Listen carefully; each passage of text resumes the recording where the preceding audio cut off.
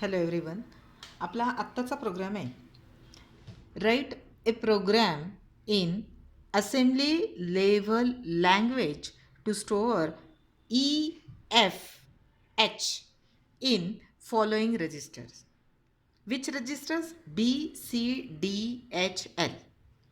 म्हणजेच आपला आजचा जो प्रोग्राम आहे राईट अ प्रोग्राम, आपल्याला एक प्रोग्राम लिहायचा आहे असेंब्ली लेवल लँग्वेजमध्ये. काय प्रोग्राम लिहायचा आहे की EF हा एक डेटा आहे आणि हा डेटा आपल्याला खालील रजिस्टर्समध्ये स्टोअर करायचा आहे. ते कोणते रजिस्टर्स आहेत? BCDH आणि L हे सगळे रजिस्टर्स आहेत. आपल्याला माहिती आहे हे सगळे 8 बीट रजिस्टर आहे. BCDHL याच्यामध्ये 8 बीटचा डेटा असतो आणि EF हा 8 बीटचा डेटा आपल्याला याच्यामध्ये स्टोअर करायचा आहे. त्यांनी आपल्याला हिंट दिलेली आहे यूज MOV आणि MVI. ह्या दोन्ही डेटा ट्रान्सफर इन्स्ट्रक्शन्स आहेत. ही 1 बाईटची कमांड आहे आणि ही 2 बाईटची कमांड आहे. MOV म्हणजे मूव्ह करणे आणि MVI म्हणजे डेटा रजिस्टरमध्ये मूव्ह करणे. आणि MOVमध्ये एका रजिस्टरमधून दुसऱ्या रजिस्टरमध्ये मूव्ह करणे आणि MVI म्हणजे डेटा 8 बीटचा डेटा हा एका रजिस्टरमध्ये मूव्ह करणे.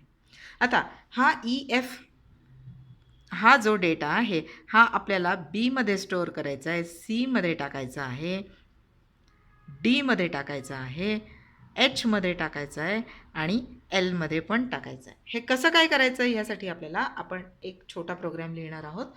सगळ्यात पहिल्यांदा आपण हा डेटा या रजिस्टरमध्ये मूव्ह करायचा आहे. मग डेटा रजिस्टरमध्ये मूव्ह करण्यासाठी कोणती कमांड आहे? तर MOV वापरली जाते का MVI वापरली जाते? MVI वापरली जाते. MVI ही कमांड वापरली जाते. आपण लिहिणार आहोत याच्यामध्ये BEFH.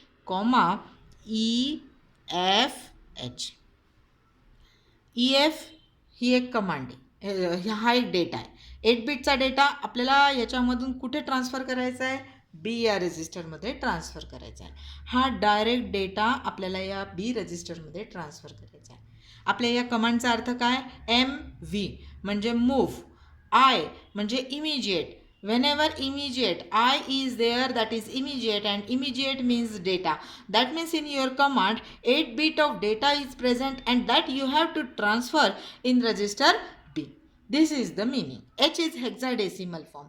Whenever we are showing any 8 bit of data, there we can write H. H means hexadecimal. That means this data is in the hexadecimal form.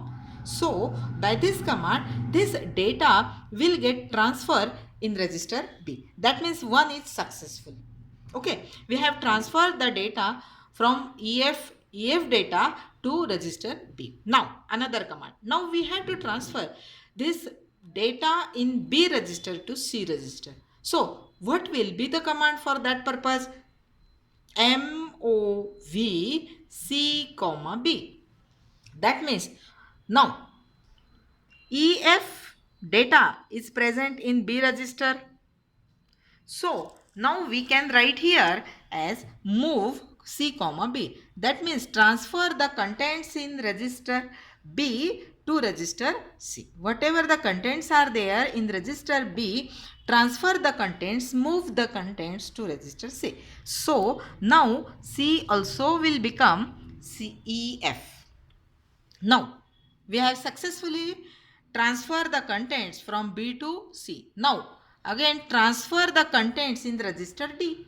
Again we will write here move command.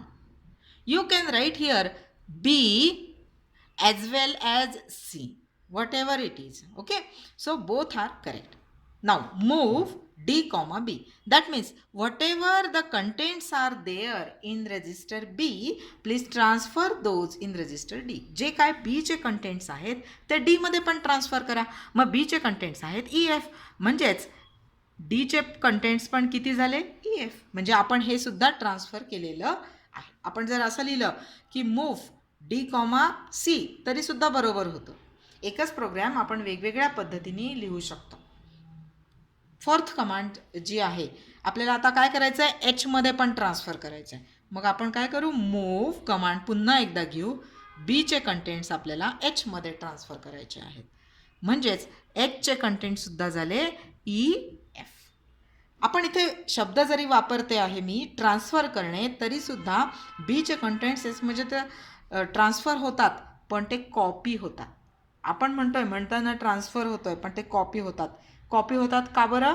कारण बीमध्ये सुद्धा तेच contents राहतात आणि एचमध्ये मात्र contents change होतात. नवीन बीचे contents एचमध्ये जातात, म्हणजे ते कॉपी होतात. ते म्हणजेच एचचे कंटेंट्स आणि बीचे कंटेंट्स हे सेम राहतात, किंवा बी सी डी एच हे सगळे आपण मूव्ह केलेले आहेत, ते सगळेच्या सगळे कंटेंट्स एकसारखे राहतात. आता एलमध्ये आपल्याला डेटा ट्रान्सफर करायचा आहे. मग आपण नंतरची कमांड कोणती लिहिणार आहोत? मूव्ह बीमधले कंटेंट्स आपल्याला एलमध्ये ट्रान्सफर करायचे. बीचे कंटेंट्स एलमध्ये पण ट्रान्सफर करा. म्हणजेच आता L is equal to EF झालं. आपल्याला काय प्रोग्राम दिला होता? आपल्याला प्रोग्राममध्ये काय करायचं होतं? EF हे कंटेंट्स BCDHL या 5 रजिस्टरमध्ये ट्रान्सफर करायचे. आणि आपल्याला हिंट काय दिली होती? यूज मूव्ह किंवा MVI इन्स्ट्रक्शन. तर आपण ह्या 5 कमांड वापरल्या आणि आपल्याला जे सांगितलं होतं ते आपण कंप्लीट केलं. आता शेवटची कमांड आपली नॅचरली काय असणार आहे? हॉल्ट. आता जाता याच्यामध्ये एक थोडंसं तुम्हाला पुन्हा एकदा सांगायचं आहे या दोन्ही कमांडबद्दल, की मूव्ह ही कमांड जी आहे त्यामुळे एका रजिस्टरचे कंटेंट्स हे दुसऱ्या रजिस्टरमध्ये ट्रान्सफर केले जातात. हे रजिस्टर टू रजिस्टर ट्रान्सफर आहे. एका रजिस्टरचे जे काय कंटेंट्स असतील ते दुसऱ्या रजिस्टरमध्ये ट्रान्सफर होतात. आणि MVI नावाची दुसरी एक जी कमांड आहे त्यामुळे मात्र 8 बीटचा डेटा हा दुसऱ्या रजिस्टरमध्ये ट्रान्सफर होतो. हा किती? 8 बीटचा डेटा आहे. हा कुठे ट्रान्सफर होणार आहे? इथे ॲक्युम्युलेटरमध्ये. म्हणजे हे रजिस्टर टू रजिस्टर ट्रान्सफर नाही आहे, हा आहे 8 बीटचा डेटा टू रजिस्टर. आणि हे आहे रजिस्टर टू रजिस्टर. हा दोघांमध्ये फरक आहे.